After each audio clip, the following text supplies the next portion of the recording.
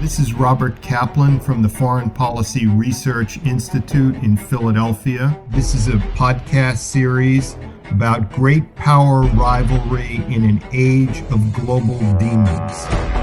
If Russia continues to interfere with our democracy, I'm prepared to take further actions to respond. Cyber attacks on the United States, economic coercion. The United States does not have the qualification to say that it wants to speak to China from a position of strength.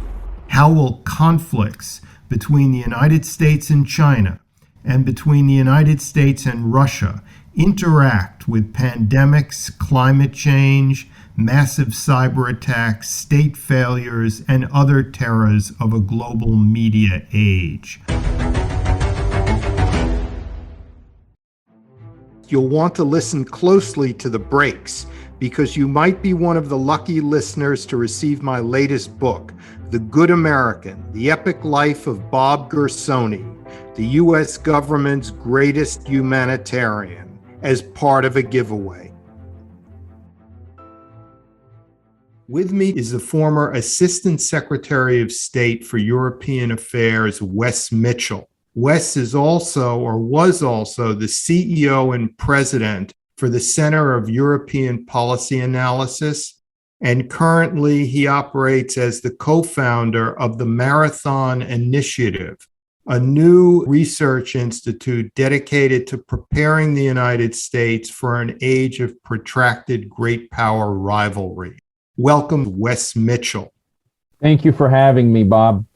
As an historian of the Habsburg Empire and its grand strategy, and the Habsburg Empire, spread clean across Central and Eastern Europe, from the Swiss Alps almost to the Black Sea. As an historian of this empire and its grand strategy, how would you define Europe's present situation in historical terms? Well, thanks for the question, Bob. And let me also just say at the outset how grateful I am for your hospitality in having me on the podcast. I have a lot of respect for you and for your work. I think you've brought scholarship, but also style and creativity to the study of U.S. foreign policy. So it's really an honor to chat with you. I do see European politics today through a historical lens as a kind of continuation of the long struggle that really is the defining story of European civilization and Western civilization, of the struggle between universalism and particularism. As I said, a long story that has its roots in medieval Christendom, which gave Europe a kind of spiritual unity when politically it was fragmented and feuding. That tension set Europe apart, for example, in its geopolitical history from Asia, which has achieved centralization a lot earlier on. And it's a source of conflict, but also a great driver of what's unique about the West, the sources of our innovation and creativity. So I look at politics in Europe today, and I see a kind of 21st century installment of that story. It's a replay, to my mind, in some ways, of the tension between the medieval church and the secular kings. You have an attempt to create a unified polity, and that effort is colliding with the individual wills and interests of the nations that make up Europe. So I think the Habsburgs would have recognized this pattern, but with an important difference. And I think the difference is that the essence of the Habsburg mission was to unify Europe, grounded in pre-modern sources of identity and culture. So the Habsburgs derived their legitimacy from things that were deeply rooted in European civilization and much older than their own dynasty. So, the Holy Roman Empire, the traditions of Charlemagne, the constitutions and cultures of the lands that they ruled, and of course, above all, the church. So their power was derived from those things. And it's interesting, most Habsburg monarchs, they were always careful to align with, rather than oppose, the particularisms of their realm. And I think that's a big part of why they lasted so long. Europe today appears to be doing the opposite. It seems to be an attempt to construct a political unity that is in conflict with, in many ways, with the particularisms of its parts. So look at EU currency or public symbols. They're carefully sanitized of any traces of particularism or rootedness in local and national custom. So it's a supranationalism rooted in postmodern rather than pre-modern ideas. And I think that continues to give the European Union, whatever other virtues it may have, a greater artificiality alongside the nation state than the Habsburg Empire had alongside its constituent parts. And I think that tends to invite political conflict. Yes, the Habsburg Empire lasted hundreds and hundreds of years under various formations, the last one being Austria-Hungary, essentially. The European Union has been with us for, 75 years or so in various, it was first called the European Coal and Steel Community. And since then, 75 years or so. But that's not very long compared to the Habsburgs. But considering that it has occurred under an era of tremendous technological change, like really creative and destructive technological change, it is rather a long time. Let me ask you this. The Berlin Wall fell a third of a century ago. I can remember it like it was yesterday. Can Europe defend itself against migrants, against Russia, against whatever? If the United States were not there, what would happen to Europe? The answer, at least on the basis of what evidence we have to date, appears very doubtful, despite, as you've said, Europe's wealth and many decades now of integration and effort. And this is a big problem for Europe and for the European Union specifically, because a major argument for integration, it occurs to me, has always been that you can get certain things, certain public goods accomplished more efficiently via a unified Europe than individual nation states can achieve on their own. And above all, security, whether that's, as you're saying, economic security, the security of borders and territory. And by the way, that line of reasoning was the proposition at the heart of European integration after World War II. So from the 1950s onward, often at the encouragement of the United States, as you know. And the reality is that thesis has not, for the most part, been validated on the biggest security problems of our time in Europe. You mentioned migration. EU member states, by and large, have had to act individually outside of the rubric of the European Union in order to achieve the basic requirements of border security or deal with the worst aspects of the migration crisis. The EU has repeatedly failed to reach consensus on even a framework. Russia, the European Union is deeply divided, of course, over Russia. And you have very different interests within Europe, very different threat perceptions. And as yet, the Europeans appear incapable of taking a unified position. Just look at Nord Stream 2. Pandemics. The EU has delivered arguably far worse public health outcomes for its citizens in the COVID crisis than other modern industrial states, the US, UK, Israel, but also finally economic security. And I think this one is important. In the 2009 Eurozone crisis, for example, the economic structure of the EU was arguably a driver of crisis rather than a dampener of that crisis. So I don't give you this list to put the EU in the dock so much as to say advocates of deeper integration will argue that in all of the cases I've just rattled off, these crises show that Europe has too little integration rather than too much. And that's been a major justification, for example, for greater financial and lending authorities for the EU in the last year and a half. So, but my point is not schadenfreude. In fact, I think from a US geostrategic perspective, Europe's incoherence and instability is a major problem for us that couldn't come at a worse moment with the return of great power competition. We actually need the wager that Truman and Eisenhower and other successive administrations made in supporting European unity to be validated on some basic level, the level of security, if we're going to have any chance of shifting the focus and attention to the rise of China. At a minimum, we need the Europeans to handle security in their own region more effectively than they have. That seems like a tall order, because when you look at Russia, Wes, Russia is, with this Nord Stream pipeline, is going to be even more deeply integrated and therefore into its political dynamics. You already have a number of states in Eastern Europe who are 90% dependent on the Russians for their natural gas, etc.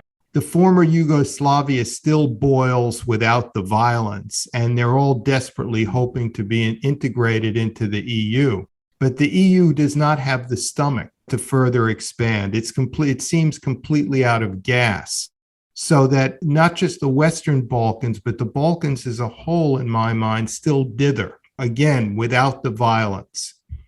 I think that's right. And I think it's problematic in part because one of the greatest promises of the European Union as an element of stability has always been its ability to offer itself as a pattern or a model for, or a palliative to unstable regions, and Western Balkans would be case in point.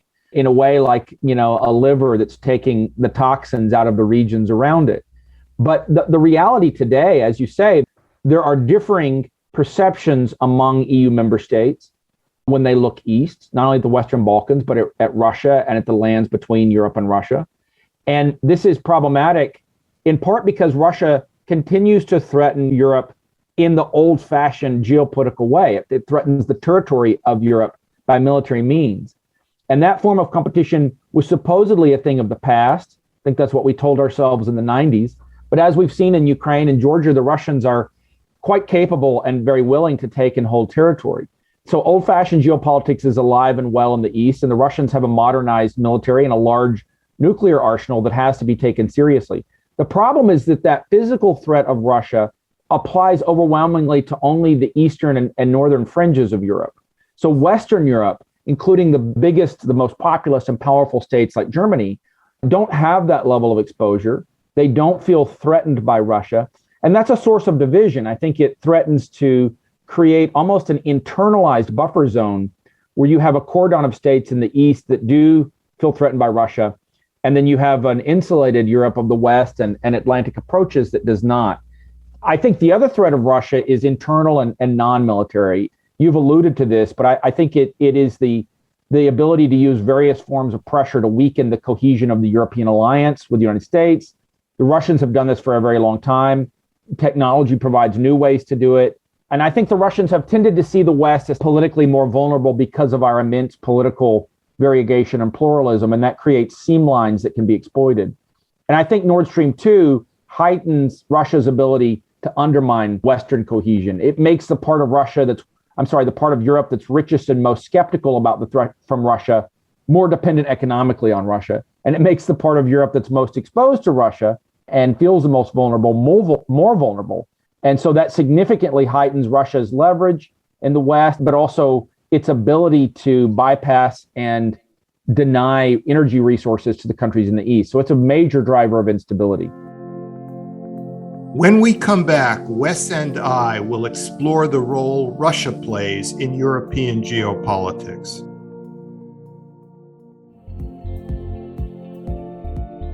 This podcast is sponsored by the Foreign Policy Research Institute, a nonpartisan think tank based in Philadelphia. Founded in 1955, FPRI is committed to producing the highest quality scholarship and expert analysis through the lens of history, geography, and culture. For more information about FPRI and our work to educate the public on the most pressing foreign policy issues of the day, please visit www.fpri.org.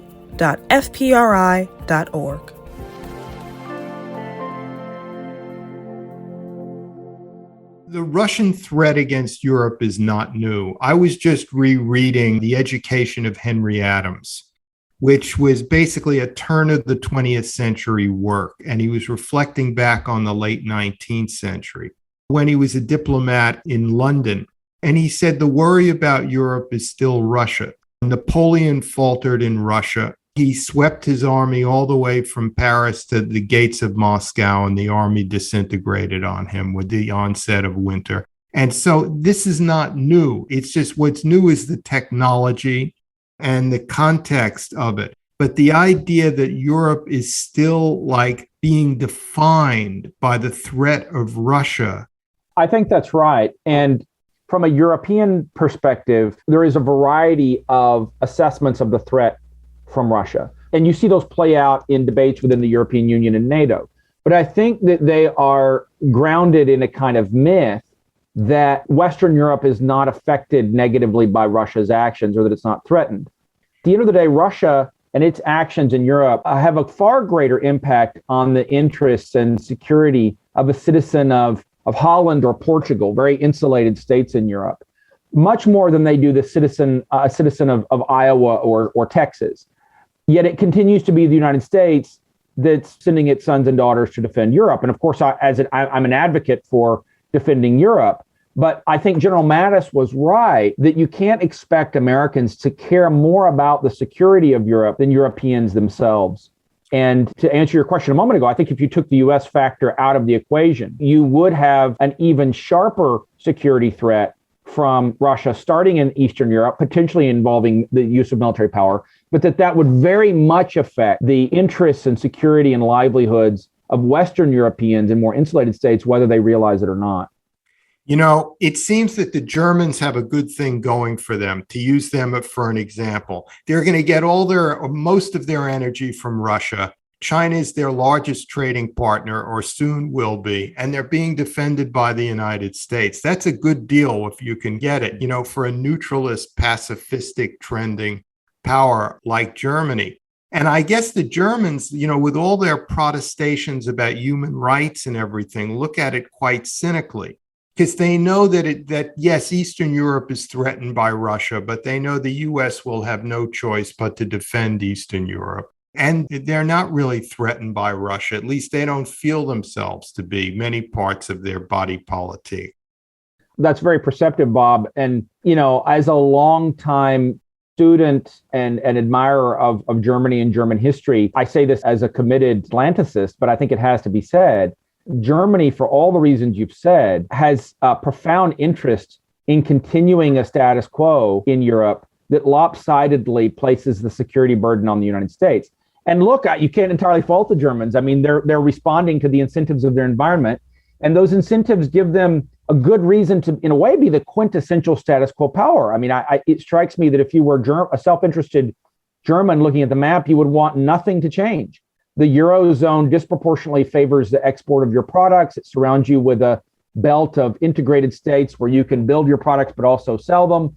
The U.S. security guarantee allows you to minimize your outlays on defense and prioritize social spending. So I think it's perfectly reasonable of Germans looking at that map to say, why would we want it to change? The rebuttal would be the pace of negative change in the international system due to the return of great power competition is and will inevitably change the factors around them, starting with scale of U.S. security provision in Europe, if we want to do what the national defense strategy says and take the rise of China seriously as our top priority. There will be downstream consequences for the Germans, and it's in their interest to anticipate that and make what today would be relatively modest contributions to ensuring stability that later would not be so modest if ever the lid to the pot is really blown off and they have to respond reactively. So it's reasonable for Germans to like the way things are. It's also reasonable for American taxpayers to say, why are we with a $30 trillion public debt indirectly subsidizing the free education and free healthcare that Germans and other Western European societies are perhaps so justly proud of? But the buck has to stop somewhere. And I think that question is not going to go away. Trump asked that question in a way that was perhaps more stringent and confrontational than Obama or Biden, but they, at the end of the day, have to deliver outcomes that address American interests, and they have to ask that question of the Germans as well. It always worried me by the fact that for the Russians, Ukraine matters a lot more to them than it could ever matter to the Germans and certainly to the United States. So there's sort of an imbalance there. They will take more chances and fight harder because it just means more to them. I think it's a good question. Nord Stream 2 sharpens Ukraine's predicament in a very serious way. And I think most of the focus so far has been on the political and economic leverage that this pipeline would give to Moscow over Ukraine. But there's something else, and it's that it will make Ukraine more susceptible to Russian military attack. As long as Russia relies extensively on the pipelines transiting Ukraine for supplying Germany with gas, it has a very powerful motivation to show restraint in conflicts there. If you take away that reliance on the Ukrainian overland transit, as Nord Stream 2 does, then I think Russia has fewer disincentives to use its full force on Ukraine should it decide to do so. So in other words, the gas pipelines traversing Ukraine and Russia's reliance upon them for servicing the European market are a kind of deterrent, and Nord Stream 2 weakens that deterrent. I think from a German perspective, Ukraine has been a conflict that the Germans have been able to perhaps not ignore, but safely assume would simmer, would not exceed a certain level of escalation. And I think that the German support for Nord Stream 2 will be self-defeating in that regard. It actually makes crisis and instability in Ukraine and the countries around Ukraine more likely.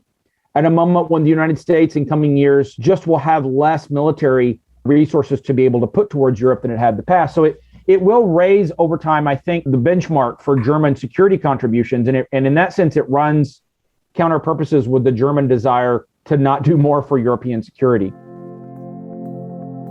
When we return, Wes Mitchell and I will explore Europe's eastern and southern frontiers.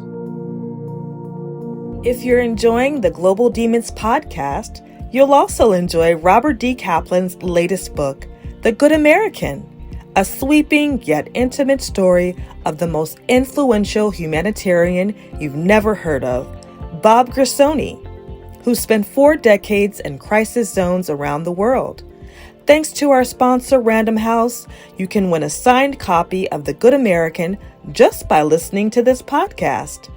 All you have to do is subscribe to this podcast and leave a review on iTunes, Spotify, or wherever you get your podcast. We will have a random drawing and announce the winner on our 13th and final episode.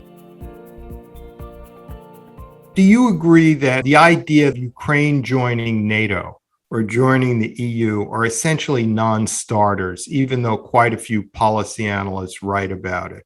Or is it rather just a mechanism for Western pressure? Or is the West really looking for a kind of association agreement with Ukraine, someplace halfway between nothing and full NATO and EU membership to kind of assuage the Ukrainians and also not to anger the Russians too much? Well, I think it is unfortunately true that right now, whether we want it to be the case or not, Ukraine exists in a kind of limbo, a kind of buffer. And that's part of the tragedy of Ukraine in its geographic position. And I think it is in the interests of the West, of the United States and Europe, to continue to compete for positive influence there, to do all that we can to help the Ukrainians. I think that would be true even if Ukrainians hadn't been promised a path to NATO membership at Bucharest, but they were. But in any event, I think it is in our interest for there to continue to be an offer of engagement, more than an offer, for us to arm the Ukrainians, to help them in every way we can with the institutions that they're building at home.